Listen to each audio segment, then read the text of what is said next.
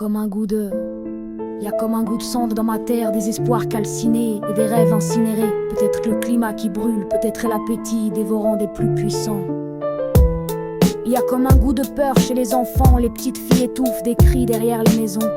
Et les petits garçons sur le chemin de l'école sont dépouillés de leur courage naissant.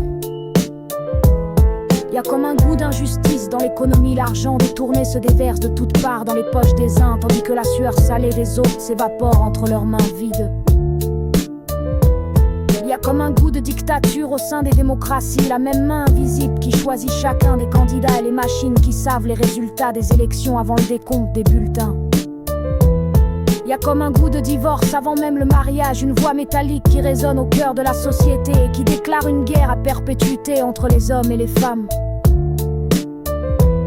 Y a comme un goût d'ignorance dans l'opinion publique, quelque chose de desséché dans les informations mainstream et quelque chose de prématuré dans les conclusions du tout venant.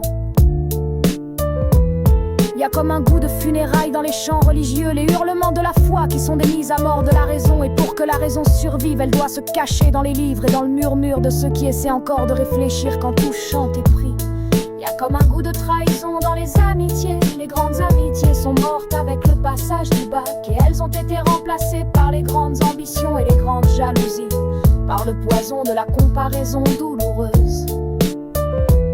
Y a comme un goût d'envie de meurtre chez les dirigeants politiques chaque fois qu'ils entendent qu'une intelligence éveillée entreprend de s'exprimer sur les choses de la nation et les choses du peuple, parce qu'eux, ils ont prospéré sur le sommeil et l'ignorance des masses. Y a comme un goût de chaos dans l'ordre mondial des dirigeants de nations qui dirigent avec leur égoïsme individuel et leur égoïsme de groupe et qui ne réfléchissent que pour chercher les moyens de mieux conserver leur pouvoir et de mieux blinder leur fortune. Y a comme un goût d'indifférence dans le ciel des milliards de prières qui se brisent contre le mur du grand silence cosmique et les croyants qui sont obligés de se répondre eux-mêmes en remplissant le ciel des projections de leurs propres pensées et leurs propres chimères.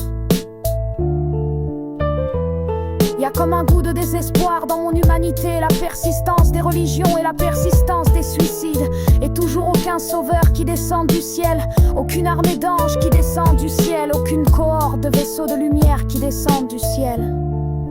Rien qu'un peu de pluie. Y a comme un goût de guerre civile qui s'approche peu à peu, la grande déflagration de la lutte lancinante des classes, pas si lancinante car la classe dominante est en guerre déclarée. Ce sont les classes pauvres et les classes moyennes qui ne voient rien derrière le voile de l'alcool et du rire bête.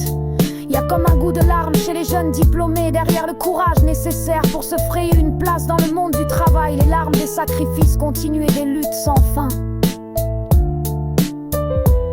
Y a comme un goût de solitude chez les jeunes femmes, conditionnées comme des femmes fortes mais réduites à des fragmentations psychologiques et à des raideurs psychologiques qui les rendent impropres à des relations saines.